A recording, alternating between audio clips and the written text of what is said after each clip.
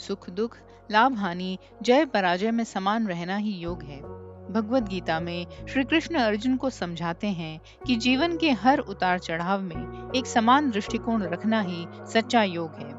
यह शिक्षा मुख्य रूप से अध्याय 2 के श्लोक 14 और अध्याय 2 के श्लोक 38 में मिलती है, जहाँ कहा गया है कि व्यक्ति को सुख और दुख, लाभ और हानि, जय और पराजय में एक समान भाव रखना चाहिए। अध्याय 2 के श्लोक 14 का भाव है, हे कुंती पुत्र अर्जुन, इंद्रियों और विषयों के संयोग से उत्पन्न होने वाले शीत उष्ण तथा सुख दुख देने वाले अनुभव आते जाते और अनित्य होते हैं। इसीलिए हे भारत, तुम उन्हें धैर्य पूर्वक सहन करो। जीवन में आने वाले सुख और दुख और परिस्थितियां स्थायी नहीं होते, वे समय के साथ बदलती रहती हैं। इसलिए मनुष्य को उनसे विचलित हुए बिना धैर्य और सहनशीलता के साथ आगे बढ़ना चाहिए। अध्याय 2 के श्लोक 38 का भाव है, सुख दुख, लाभ हानि, हार और जीत, इन सबको समान मानकर अपने कर्तव्य के लिए तैयार हो जाओ। इस प्रकार तुम पाप को प्राप्त नहीं करोगे। मनुष्य को जीवन के हर द्वंद में समभाव रखते हुए अपने कर्तव्य का पालन करना चाहिए। जब कर्म समभाव और निष्काम भावना से किया जाता है, तब वह पाप का कारण नहीं बनता, बल्कि आत्मिक उन्नति का मार्ग बन जाता है।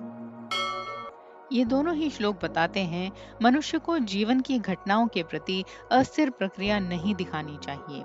जब हम केवल सफलताओं और असफलताओं पर निर्भर रहते हैं, तो हमारा मन अशांत हो जाता है और हम वास्तविक ध्यान और कर्म से भटक जाते हैं। श्री कृष्ण कहते हैं कि जो व्यक्ति इन द्वंद्वों में समान भाव रखता है, वह मन की स्थिरता प्राप्त करता है, जो योग का मूल स्वरूप है। योग का अर्थ केवल आसन या प्राणायाम तक सीमित नहीं है, बल्कि यह जीवन के हर अनुभव में संतुलन और असंलग्नता का अभ्यास है। श्री कृष्ण अर्जुन को समझाते हैं कि जो व्यक्ति जीवन की अस्थायी सफलताओं और असफलताओं से ऊपर उठकर कार्य करता है, वही सच्चा योगी है।